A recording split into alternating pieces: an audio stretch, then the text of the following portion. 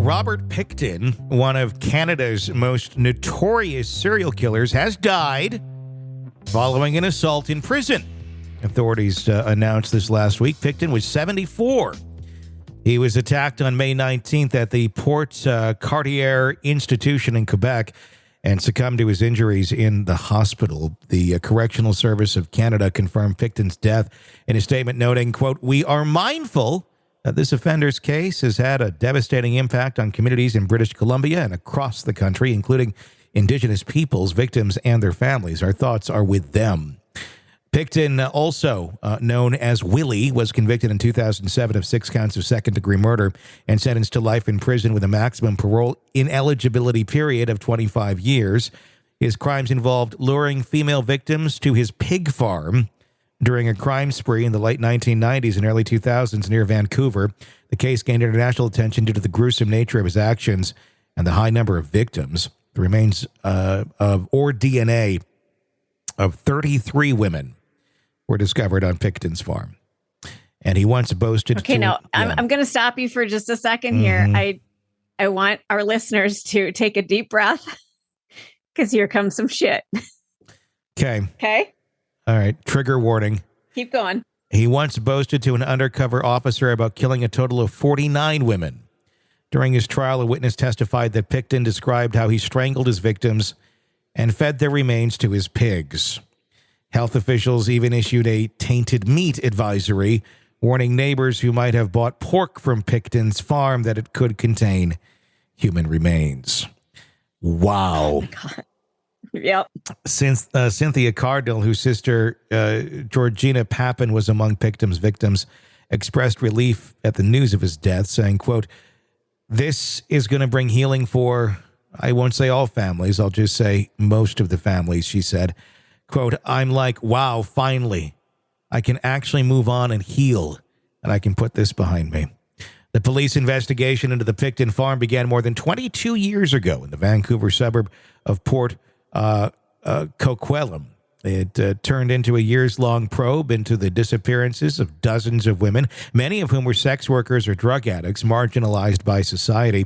Vancouver police faced criticism for not taking the missing persons cases seriously due to the victims' backgrounds. Kind of seems Rex Heuermann-ish. 51-year-old inmate. Yeah, I was just thinking that. Yeah, a 51-year-old inmate is currently in custody for the assault on Pickton. According to a police spokesman, Hughes Belay, the Correctional Services of Canada has launched an investigation into the attack. The investigation will examine all the facts and circumstances surrounding the assault, including whether policies or protocols were followed, the service stated. And then they're going to have a giant party for Mr. Boulay. I'm kidding. Yeah. Saying, "Thank God the witch is dead. Good job." And he'll be set free. Public Safety Minister Dominic LeBlanc also confirmed the incident, stating, "Earlier today, I was made aware of the death of inmate Port-Cartier at Port-Cartier Institution. At this time, my thoughts are with the families of the victims of the individual's heinous crimes." I like how they stated this. It's not with the thoughts and the prayers of the victim or of the perpetrator and their family. It still just sticks with the victims of the crimes. Not anything to do with him. I like that. Pickton confirmed victims. Yeah, I do too. Victims included Serena Ashtwabi, Morona Wilson, and did you just like put this in here just to fuck with me or what? Yes, I did. Well, here's the thing. You know, it's Vancouver, Canada, so there's a little French in there. You gave me like all and I don't French speak names. any French. I can do either. Spanish, but yeah. He had a lot of victims. Let's put it that way. And I'm apologize. I'd rather not say their names and butcher them. Fuck, that sounded horrible. I'd rather not say their names aloud because I don't want to misenunciate them. Absolutely. And there was many of them. The tragic legacy of his crimes continues to implicate the families, impact the families and the communities that are affected. British Columbia Supreme Court Justice James Williams, during Pickton's sentencing, described the case as one that properly warrants the maximum period of parole ineligibility available to the court, meaning he should never be eligible for parole. And obviously he won't. He's dead. So there you go. Was there like horror movies based off of this guy? Because it certainly sounds like it could have been.